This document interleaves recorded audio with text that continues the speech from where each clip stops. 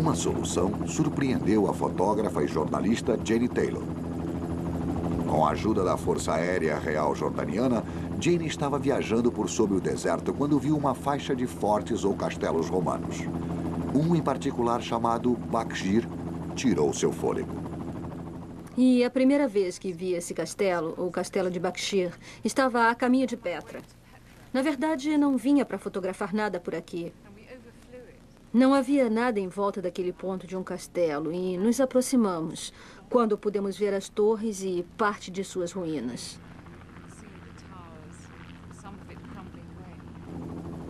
Mas, na verdade, quase tudo estava extraordinariamente bem conservado.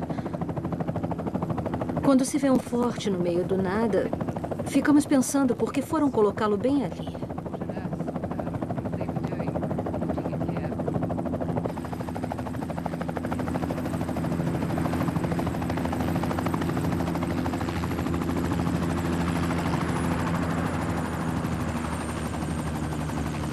Há muitos séculos, os legionários romanos fortificaram as torres de Bakshir. Atualmente, a polícia do deserto jordaniano transformou-os em postos de observação. أهلا وسهلا. كيف حالكم؟ احنا من مركز امريكي جين تايلور سبيك فيما. سليمان فيصل. ممكن هنا بشوف تطلع فوق بشوف. Para completar sua pesquisa, Jane voltou a Bakshir com o arqueólogo de Acor, Zebinil Fiema. Você pode ver por toda a sua volta. Essa torre de observação servia não só para proteger as caravanas e o tráfego nas rotas principais, mas também para informar as autoridades sobre qualquer inimigo que passasse do leste. Para monitorar o movimento das pessoas, especialmente na direção de leste para oeste. Observei que os fortes podem ser vistos à distância. Em outras palavras, a comunicação visual fica preservada.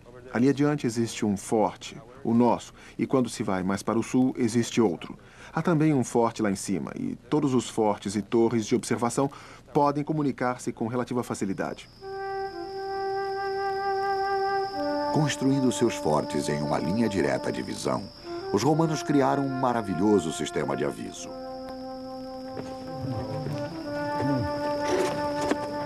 No final do dia, uma caravana poderia encontrar proteção dentro do forte Bakshir.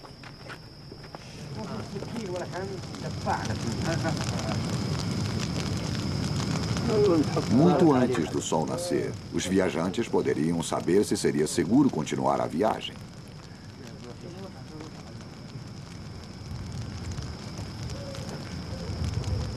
Usando códigos de tochas durante a noite e sinais de fumaça durante o dia, os legionários romanos enviavam alertas sobre os movimentos inimigos em questão de minutos para fortes a 30 quilômetros de distância, e o comércio do Império estava seguro.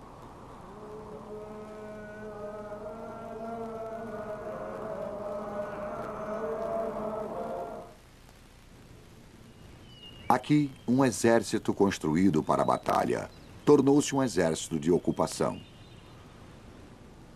Para o Dr. Robin Burley, eles nunca saíram. Sempre imaginamos como os romanos chamariam os nativos e deveria ser de malditos britânicos. O destemido Dr. Burley mergulha até os joelhos no esterco, procurando remanescentes das eras romanas.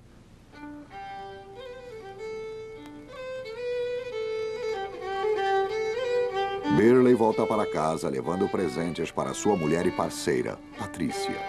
Um carregamento fresco de relíquias romanas para serem analisadas nos laboratórios de seu país. O terreno de pesquisa de Burley fica ao longo da maior barreira militar do mundo ocidental, a Muralha de Adriano.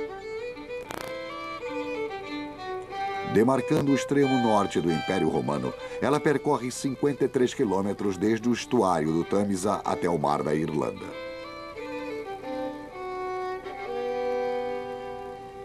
Foi o imperador Adriano quem olhou para seu tesouro romano virtualmente vazio e disse: estes séculos de política antiga de lutas e aquisição de mais territórios têm que parar com isso. É ridículo que não consigamos.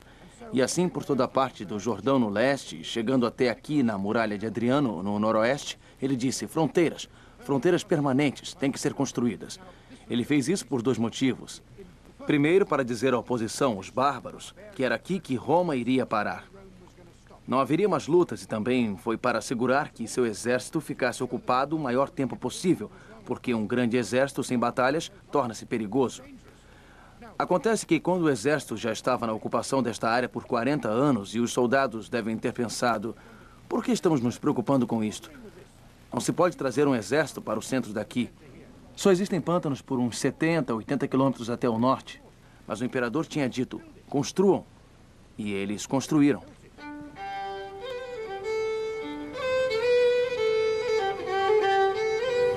Depois de muito trabalho, os homens de Adriano voltaram para uma série de fortes construídos junto à muralha. Este, chamado Vindolanda, foi escavado por Burleigh antes dele, por seu pai.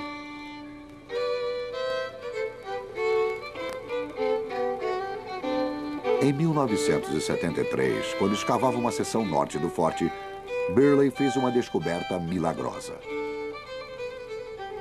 O que aconteceu por aqui? A composição química da turfa úmida preservara um depósito de lixo romano. E que lixo era! Botas e sapatos começaram a aparecer juntamente com outros objetos de couro. Itens de bronze surgiam, brilhando como ouro. Plumas, insetos, era um mundo completamente diferente que surgia. Logo tornou-se claro que Vindolanda era mais do que um forte. Tratava-se de uma comunidade próspera. Temos soldados aqui, suas mulheres e filhos com eles, e de repente descobrimos um pequeno objeto que traz tudo à vida, como este sapatinho trabalhado. Podemos ainda ver os buracos onde possivelmente apareciam meias alegremente coloridas que o tornaria muito atraente. Temos mais taxas no solado para preservar a vida do sapato, que é realmente um objeto encantador. Podemos quase sentir o pé da criança neste sapato quando seguramos hoje em nossas mãos. O depósito de lixo de Robin Burleigh viria a representar uma das maiores descobertas da arqueologia romana. Entre todo esse material havia muita madeira, e entre ela encontramos algumas lâminas com um aspecto oleoso. Então, um dia, peguei algumas dessas coisas e vi que 2 se juntavam e cuidadosamente separei uma da outra. Não podia acreditar no que via, parecia uma espécie de hieróglifos escritos nelas. Virei-me então para outro dos escavadores e disse, olha, o que pensa disto? E ele disse, meu Deus, é escrita. Eu nunca tinha visto nada semelhante em minha vida antes. Eu acho que nunca mais vou vivenciar esse tipo de sensação.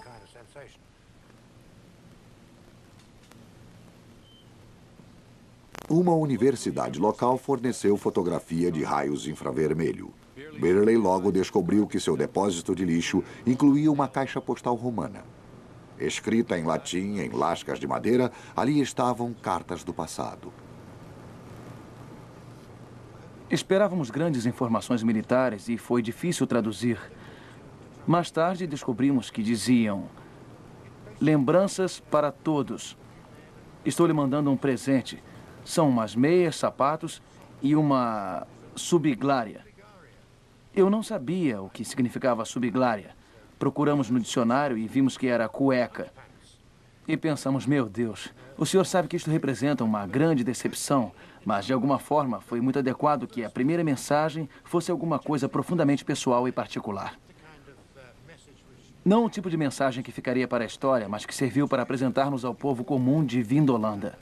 Construímos a história daquela gente. E apesar de não fazermos ideia do aspecto físico deles, inevitavelmente em nossa mente começamos a imaginar como seriam. Cartas de encorajamento atravessavam o canal inglês para o coração do Império Romano. Esta, de Níger e Brocos, foi enviada para seu irmão, Flávius, um oficial em Vindolanda. Esperamos, irmão, que o que fará a seguir consiga todo êxito. E é o que acontecerá, pois é o que desejamos ao fazer esta prece em sua intenção. E você merece muito sucesso.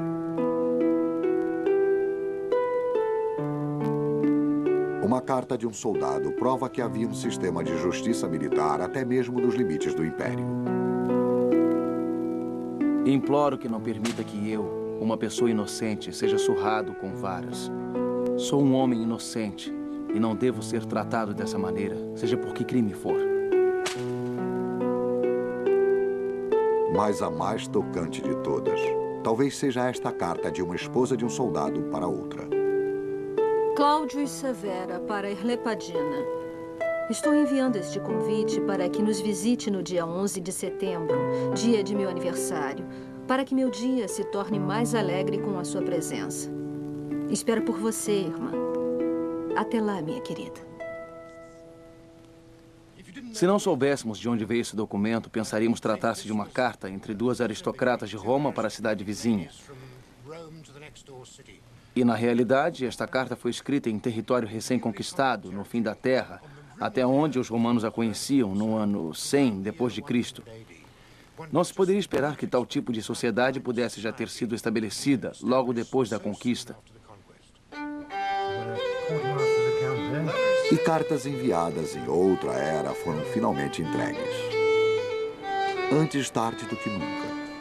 Pois assim ficamos sabendo que a ternura existia mesmo nesse canto esquecido do Império.